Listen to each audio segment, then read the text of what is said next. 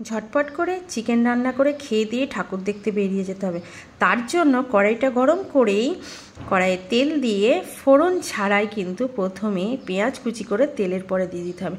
পেঁয়াজ কুচিগুলো যেই একটু ব্রাউন হয়ে যাবে সঙ্গে সঙ্গে আদা বাটা, কাঁচা লঙ্কা বাটা, রসুন বাটা, টমেটো কুচি দিয়ে ভালো করে নাড়াচাড়া করে নিতে হবে। বন্ধুরা, কে কখন কোন পোশাকটা পরবে আর দুর্গাপুজো ঠাকুর দেখতে যাবে সেই নিয়ে এত ব্যস্ততা থাকে যে তাড়াতাড়ি করে একটু খাওয়া দাওয়া করে বেরিয়ে যেতে হয়। যারা এরকম বাইরে খাওয়া পছন্দ করে না, বাড়িতে কিন্তু বা একটু ভালো মন্দ খাবে, পোলাওয়ের সাথেও যদি এরকম বা সাদা ভাতের সাথে এই রকম একটুখানি চিকেন কারি যদি হয়েই যায় তাহলে তো মন্দ হয় না বলো। তাই তাড়াতাড়ি একটুখানি লঙ্কার গুঁড়ো, হলুদ গুঁড়ো দিয়ে ভালো করে মশলাটাকে কষিয়ে নিলাম। তেল ছেড়ে দিয়েছি, এবার একটু জিরের গুঁড়ো, ধনে গুঁড়ো দিয়ে দিলাম। তোমরা বন্ধুরা কিন্তু পুজো তো খুব আনন্দে কাটিও, সবার সঙ্গে ভালোবাসায় থেকো। মশলাটা প্রায় কষে এসেছে আর এদিকে যখনই মশলায় তেল ছেড়ে দিয়েছে আমি 4 টুকরো পেঁপে কেটে দিয়ে দিলাম। পেঁপেটা আমি ভেজে নিই, একদম এইভাবে দিয়ে দিলাম। আর ছোট ছোট পেঁয়াজ ছিল সেটাও 3টে দিয়ে দিলাম। আর কয়েকটা কাঁচা লঙ্কা গোটা গোটা দিয়ে দিলাম। এতে মশলার ফ্লেভারটা এই পেঁয়াজ আর লঙ্কা যখনই একটু ভাজা হবে খুব সুন্দর একটা গন্ধ বেরোবে। আর যারা আলু খেতে পছন্দ করে না তাদের জন্য এই রকমই কিন্তু একটুখানি যদি পেঁপে থাকে সেই পেঁপেটাও খেতে খুব ভালো লাগবে। যাই হোক, আজকে আমি সবার মন রেখেই এই চিকেনটা রান্না করে ফেলছি। তোমরাও কিন্তু বাড়িতে ঝটপট করে এইভাবে চিকেন রান্না করে গরম গরম ভাতে খেয়ে নিয়ে ঠাকুর দেখতে বেরিয়ে পড়বে। ব্যাস, এইবার দেখো চিকেনে কিন্তু একটু দেখলাম চর্বি ছিল, সেটা আমি একটু পরে দিয়ে দিলাম। যাই হোক, মশলাটা এবার চিকেনের সাথে ভালো করে কষিয়ে নেব। আর কষাতে কষাতে আমি ভাবছি যে বিকেলবেলা, আজকে যখন চতুর্থী, বিকেলবেলাটা কি করা যায়। তারপরে ভাবলাম যে না, আমাদের বাড়ির পাশে আছে একটা আশ্রম, সেখানে আজকে ঠাকুর মানে মা দুর্গাকে আনা হবে। তো তার আহ্বানে তাকে বরণ করে আমাদেরকে ঘরে তুলতে হবে, তার জন্যই তৎপরতা। কে কখন কোন শাড়িটা পরবে সেটা নিয়ে আলোচনা করছে। আমি রান্না করছি আর তাদের সাথে বসে বসে গল্প করছিলাম। এবার যারা আলু খাবে তাদের জন্য কয় পিস আলুও দিয়ে দিলাম, সেটা কিন্তু না ভেজেই দিয়েছি।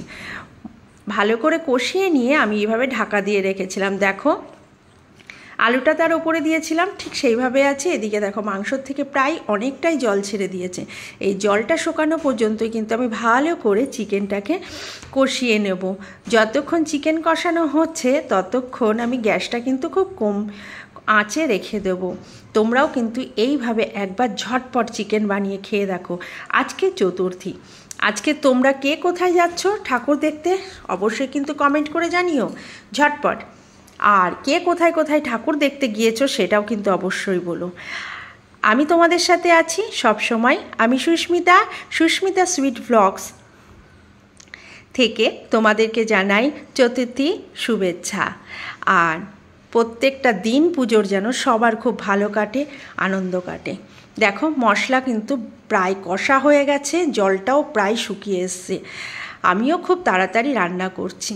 রান্না করতে করতে এদিকে কিচেনটাও বেশ গুছিয়ে নিলাম তাড়াতাড়ি করে, কারণ আমাকে অনেক কাজ করতে হবে ঘরের।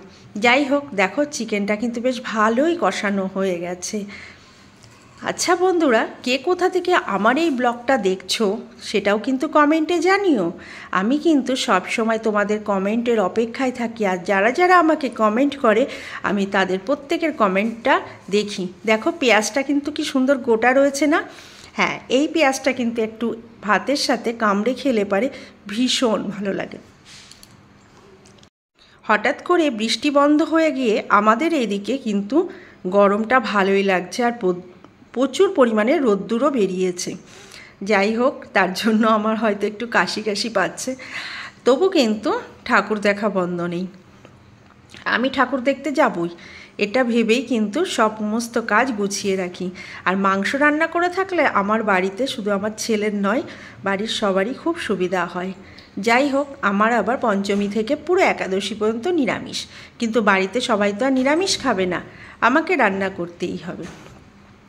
তোমরা কিন্তু অবশ্যই বাড়িতে এইভাবে দেখো একদম লাল লাল করে চিকেনের কারিটা রান্না করে ফেলো, তাহলে সাদা ভাতের সাথে, বাসন্তী পোলাওয়ের সাথে, ফ্রাইড রাইসের সাথে, রুটির সাথে, পরোটার সাথে এই চিকেনটা কিন্তু খুব ভালো লাগবে। একদম ঘরোয়া উপকরণে, ঘরের যা যা মশলা আছে, রেগুলার যে মশলাগুলো আমরা ইউজ করি সেইগুলো দিয়েই চিকেনটা ঝটপট করে এইভাবে রান্না করে ফেলবে। খুব ভালো লাগবে খেতে। একবার রান্না করে দেখো, অবশ্যই বলতে হবে আর আমাকে থ্যাংক ইউ জানাতে হবে। মনে মনে থ্যাংক ইউ জানাবে, আমি জানি। কমেন্ট করতে অনেকেই লজ্জা পায়, যাই হোক মনে মনেই জানিও, সেই ভালোবাসাটাও ঠিক আমি বুঝে নেব। দেখো ব্যাস, এইবার আমি একটু বাড়িতে গরম মশলা তৈরি করে রাখি, সেই গরম মশলাটা আমি দিয়ে দিলাম, কারণ চিকেনটা অলমোস্ট রেডি। ব্যাস, এইবার আমি গ্যাসটা বন্ধ করে দিয়ে এটা একটু ঢাকা দিয়ে রাখবো। স্ট্যান্ড বাই কিছুক্ষণ রেখে দিলে পারে মশলাতে কিন্তু গন্ধটা, চিকেনের মধ্যে সেই মশলার গন্ধটা পেয়ে যাব। যাই হোক, এইবার আমার ভাত রান্না করে ছেলেকে খেতে দেওয়ার পালা। দেখো এই যে পেঁপেটা কি সুন্দরভাবে সেদ্ধ হয়ে গেছে। ছেলে আবার লেগ পিস খেতে ভীষণ পছন্দ করে, তার জন্য একটু লেগ পিসও দিয়ে দিলাম। আর আমার ছেলে চিকেন খেতে ভীষণ পছন্দ করে, মটনের থেকেও বেশি। এখন আবার দেখি মটন মাঝে মধ্যে খেতে চায়। যাই হোক, বাচ্চাদের ইচ্ছেই তো সব কিছু, সবসময় বড়দের ইচ্ছে তো দেখলে হবে না, তো তারা কি খায় সেটাও আমাদেরকে দেখতে হবে। ব্যাস, সঙ্গে নিয়েছি লেবু, কাঁচা লঙ্কা আর স্লাইস করে একটু পেঁয়াজ নিয়েছি।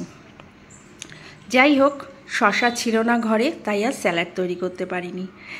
ব্যাস, আজকে মতো রান্না কমপ্লিট। এবার শুধু খাওয়ার পালা। ঝটপট করে খাবার খেয়ে নিই, আর তোমরা বলো আমার আজকের দুপুরের লাঞ্চটা কেমন হয়েছে।